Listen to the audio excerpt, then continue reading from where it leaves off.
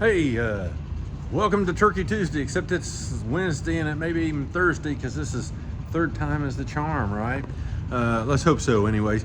So today, Sherry and I drink a lot of water, and Sherry drinks about a gallon of water a day, and I'm supposed to drink more, but I'm not getting there. But anyways, water.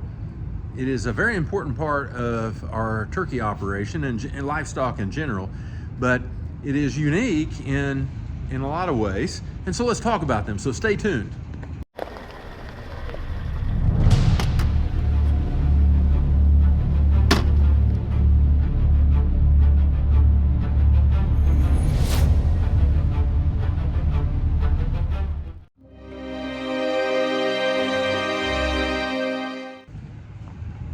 All right, let's first thing, let's go over a couple items. Number one, why am I doing this? Again, this is to help. I have only this is first generation turkey farm. I was a high school teacher and row crop farm with cattle now, and Sherry and I put in the turkeys. So I didn't have any knowledge when I started this. But here's what I do know and what is important and what's not important. So here we go. We're gonna go from the source clear through to when it goes in the barn to the turkeys, all right?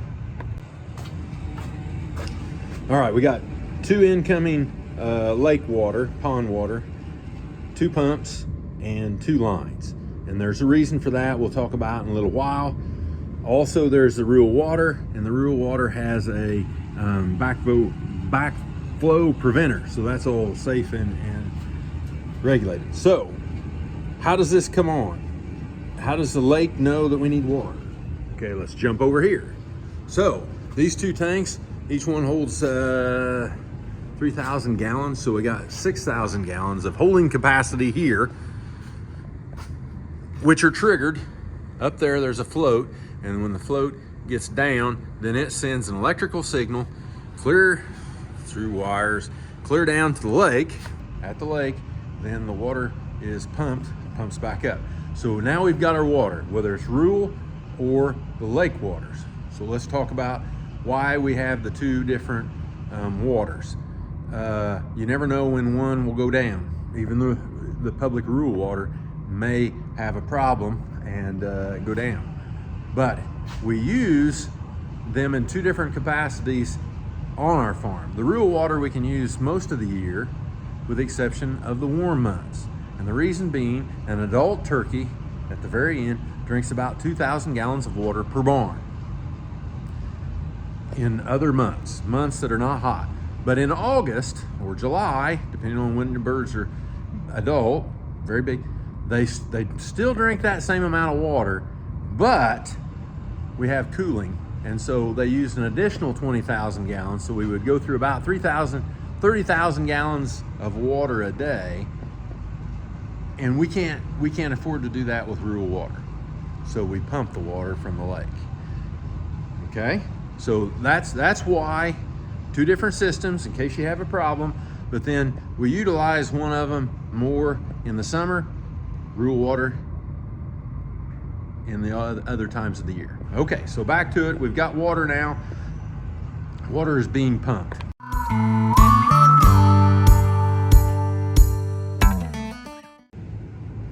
Two sand filters, okay, and these backwash or regen at night, so they back flush outside, and that's where the water comes in first. Then it goes into two industrial bag filters that we've added.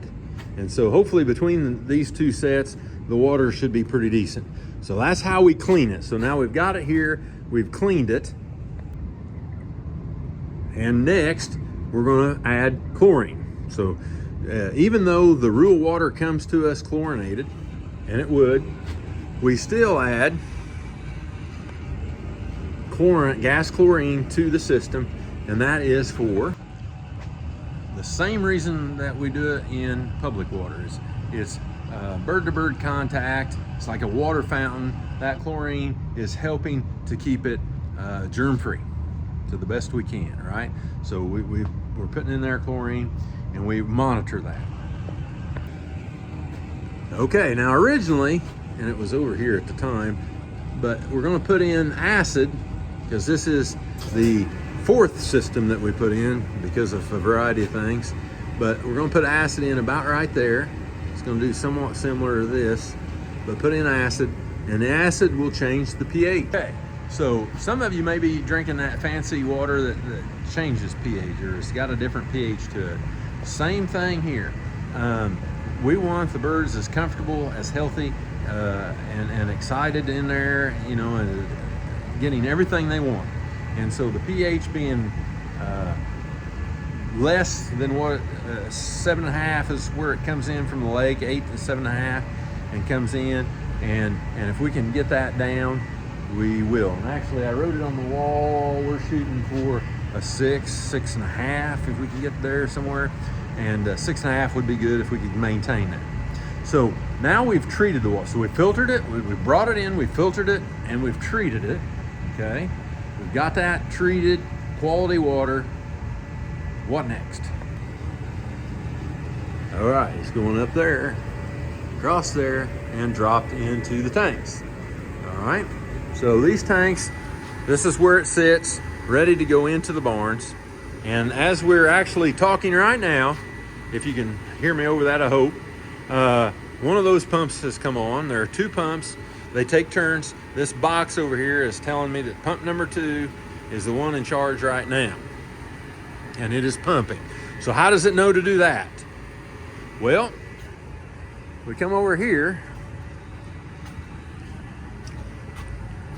and these 3 bladder tanks, pressure tanks, try to keep the pressure at somewhere around 40 psi.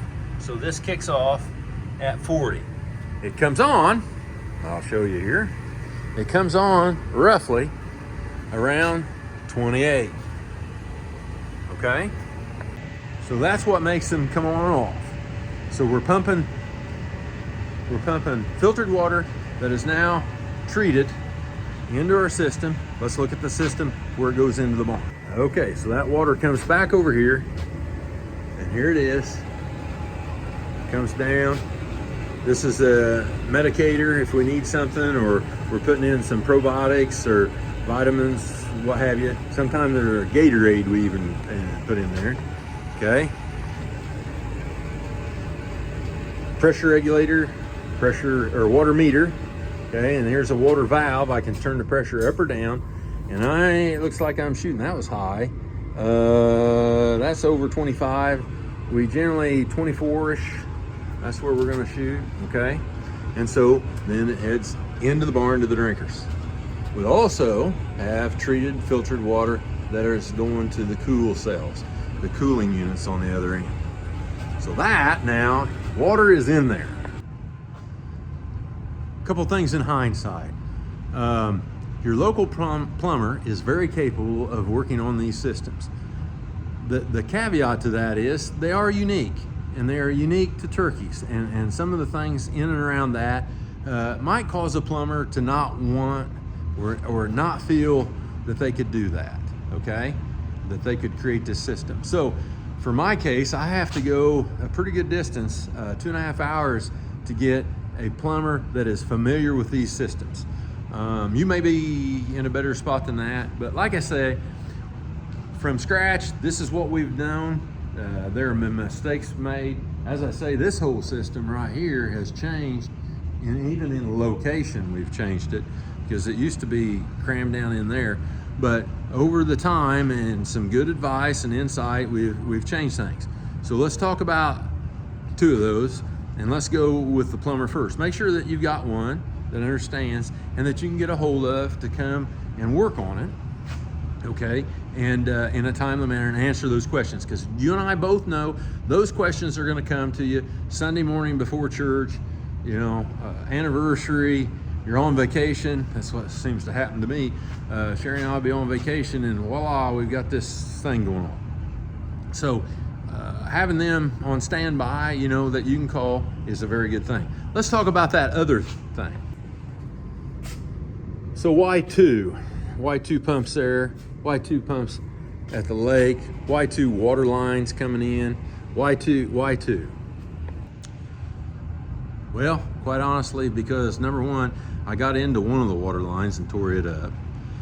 I've had those pumps back there go down at different times. And so having to allows you that ability to, okay, I can go work on this one, the other one is running.